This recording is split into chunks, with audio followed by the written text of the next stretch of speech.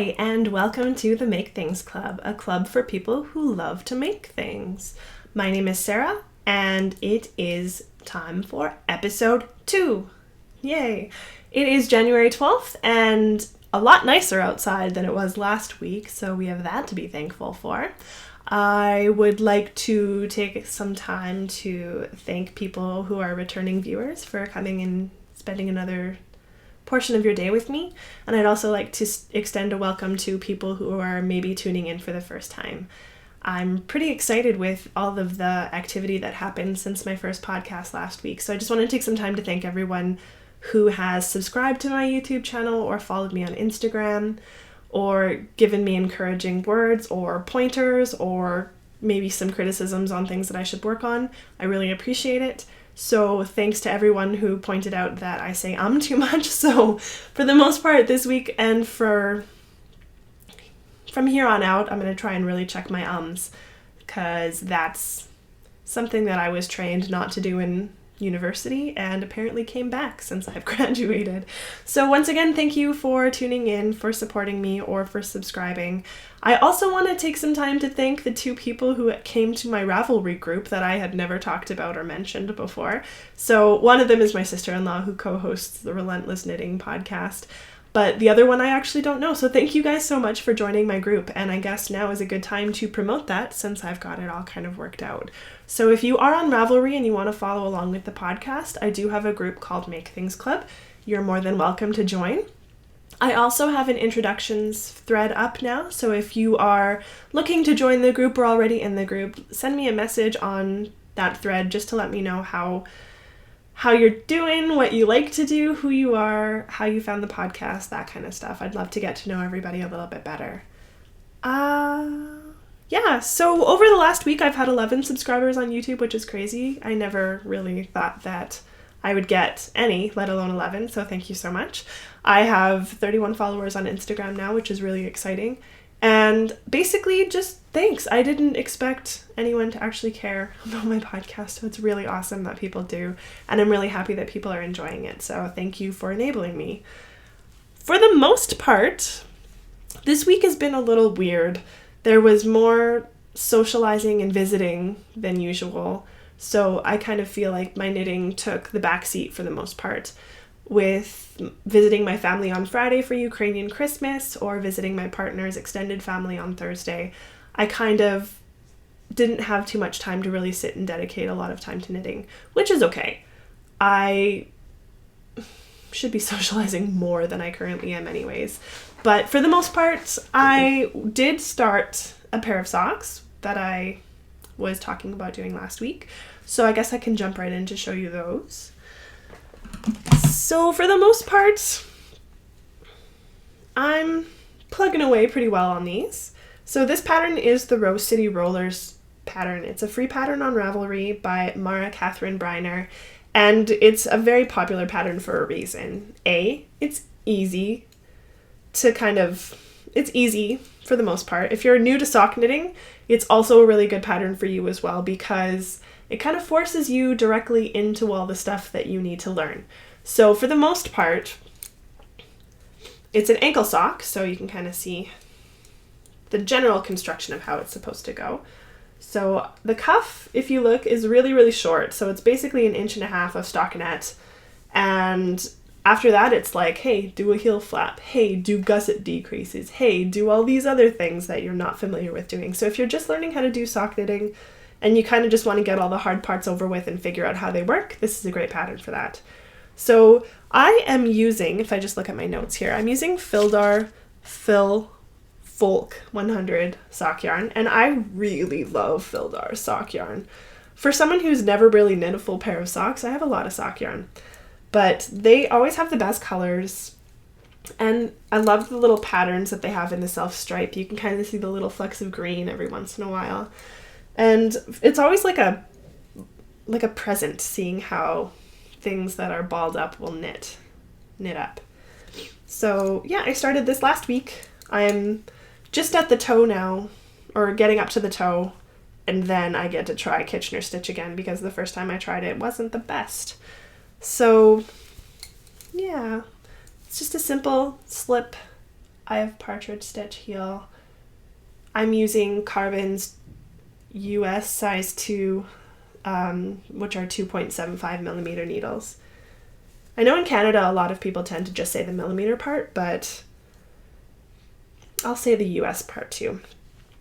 I learned at a class that I took that a lot of the needle sizes differ by knitting company. So if you only go by the US markers, the millimeters might be different.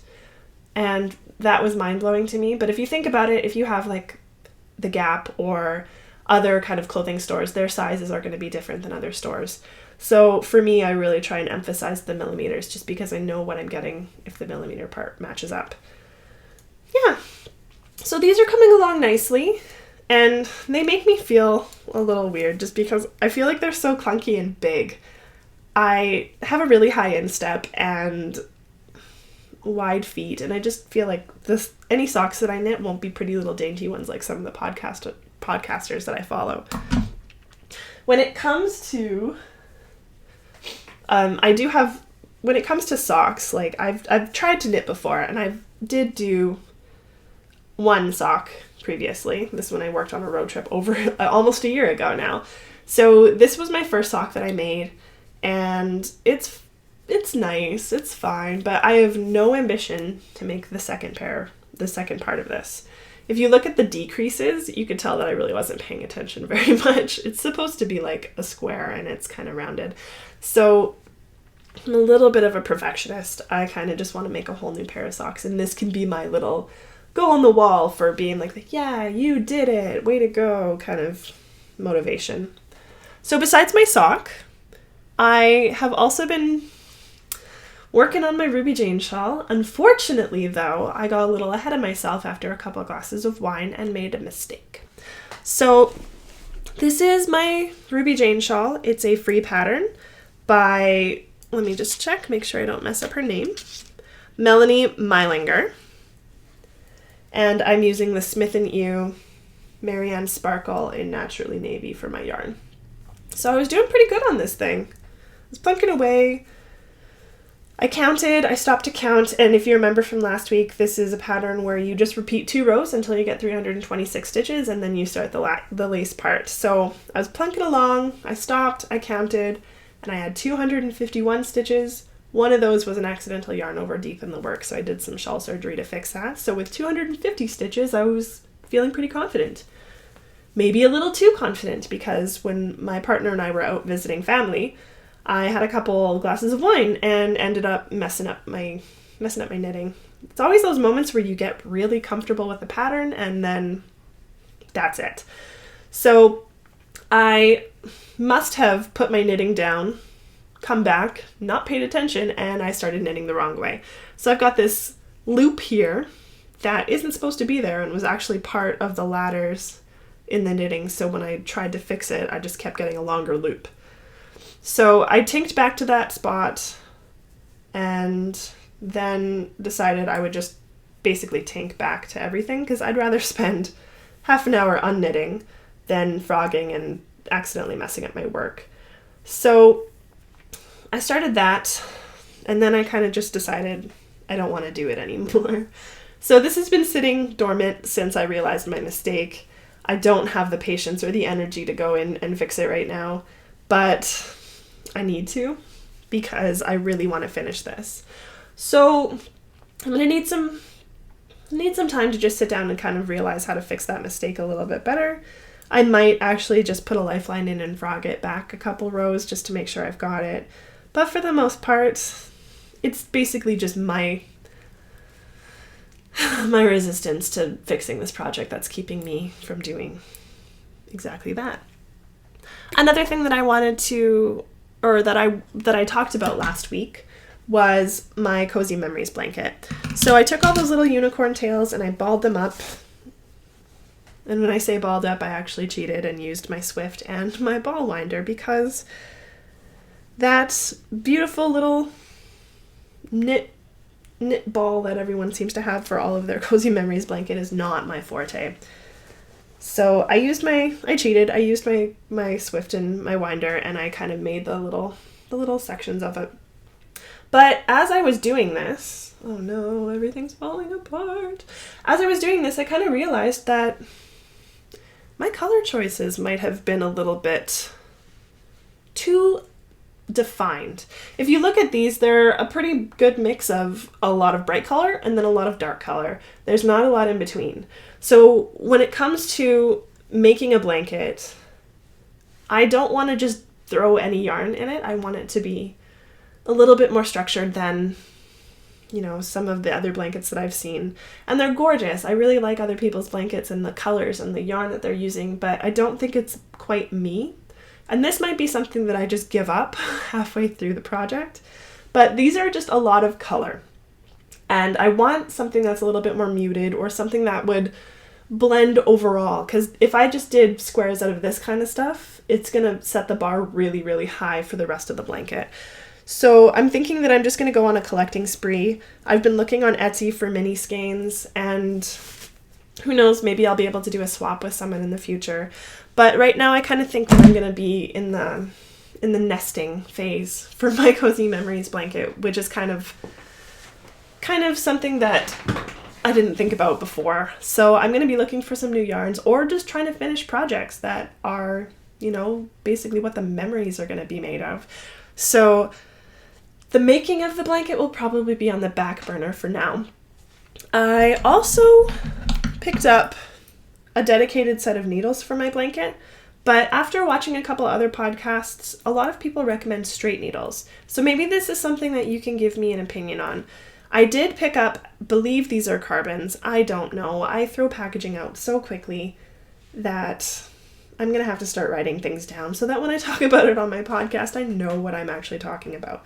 But I believe these are carbons. They're US size 2, 2.75 millimeters, and I believe that this would be like a 16-inch cable. So I bought circulars because I'm really comfortable with circulars. I love circulars. I tend to use them for basically everything unless I'm using DPNs.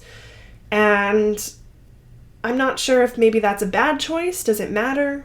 Is it a preference thing? Maybe you can let me know if you've got a blanket started or if you kind of have one preference one way or another, what I should do. Because it's not too late for me to go and pick up a pair of straight needles. So I've got those two. Sorry, let me take a sip. I've been getting a little bit of a sore throat lately, so just want to stay hydrated, I guess. Another thing that I kind of feel bad about is that with my socks and my shawl on the needles, I don't have anything else going on right now when it comes to casting on. And as I mentioned last week, I am not a monogamous knitter. I tend to get bored. I tend to find yarn that I'm really excited about, and then I just want to cast it on, and then I never get anything done because I'll work equally on all projects, but instead of, having something done soon, I will just be adding to my project queue, basically. But when I was in Kelowna at Art of Yarn, I love that store if you haven't noticed. I did pick up a couple skeins of Madeline Tosh. So this is her twist, but this is called Filtered Light. And I love the little color specks in there. I think it's amazing that people do this. I've tried doing speckled yarn before, and I only tried once, granted, but it seems like it's really hard to do if you want only speckles and you want the base to not be anything other than its natural color. So this is called Filtered Light. I really, really like it. I really want to cast something on with this. And then I also got another skein, and I have a unicorn tail of this, but it's called Cousteau. And if you can see all the colors, there's some greens, some indigos, some lighter greens, and I really love the tonality that yarn can have as well, and I just think this is gorgeous. And my sister-in-law, who once again co-hosts the Relentless Knitting podcast, recommended that I do something with them together because they're pretty well suited for each other. My light is horrible today, you can see. So I do think they look pretty slamming together, and I kind of do want to cast on another shawl and make one huge giant shawl with these two colors. So I'll think about it, but I really should do some surgery on that shawl and get it all done. So that's castinitis is real. people. It's real. I also talked about this little guy last week, this kit, and it's still in the packaging, so of course I have not started it. And I really should, because foxes are the cutest. They are so cute, and I love them, and this would just be a nice project to kind of sit down and work on. Also from last week, I did not work on my thrummed mittens. However, I did wind it, so you can see the colors there. My lights are a little off today. It's also a little later in the day, so oh well. But I did wind that, and I did wind the other one that I talked about last week, the Inuit art. So I really would like to cast on something with this. I just want to cast on all of the things.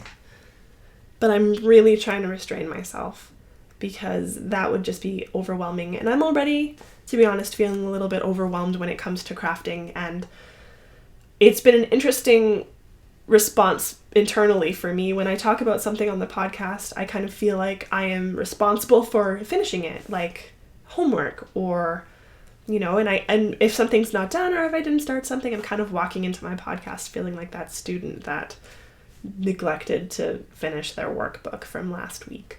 So it's been kind of fun thinking about how my podcast is making me a more accountable knitter, and basically saying if I'm going to do something, I should be doing it, because you guys on the internet are essentially the ones who are going to hold me accountable to getting things finished. So thank you. In some weird way, that's actually really helpful for me, because sometimes I'm not good at checking myself. Yeah. Other than that, there hasn't been too much else going on. I did want to give a shout out to Lintera on Ravelry. Her name is Linda, and we did a card swap from the Junk Yarn podcast. They had a holiday card swap, and Linda sent me her Christmas card, and I got it recently. But she sends it from Norway, which was pretty exciting, because I've never mailed anything to Norway before, so I can say that I've done that now. And if you look, there's this beautiful little card, and it's got some stamps on the front. So thank you, Linda, for the Christmas card. It was really exciting to get mail. And next week, I am hoping to have a couple of the purchases that I made from Etsy available, so that I can show you guys what I've been ordering. It's really exciting to me to look on Etsy at some of the stuff that Canadian dyers have been doing, or Canadian people have been making, because I'm really proud of my country, and our dollar is not that great right now, so I kind of feel like I should be supporting local, like I should be supporting other artists who are choosing to make things in Canada. So I've really been focusing on some of the purchases that I've made being from Canadian artisans. So I have a shipping notification a couple days ago said that I should be getting, hey Stella, I should be getting a skein of yarn hopefully soon, that I'm really excited to show you guys, because I think it's gorgeous and I can't wait to make something with it. But I also have a couple other things coming, so maybe next week I can do a little bit of a review or a shout out for other people that I've been perusing. I forgot to put my little donut stitch markers on my show notes last week, and I actually took them out of my shawl when I was knitting it, because I did find that while they're super cute, a couple of the little donuts fell off. So I took them out and then re-glued them, because there's nothing that E6000 can't fix. So these little guys,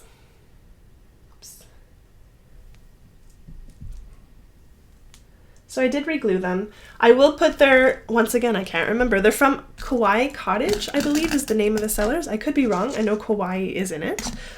But I will definitely make sure to put those stitch markers on the blog this time. They are super cute. They also have a lot of other things that are super cute, and I'm hoping to order some more from them in the future.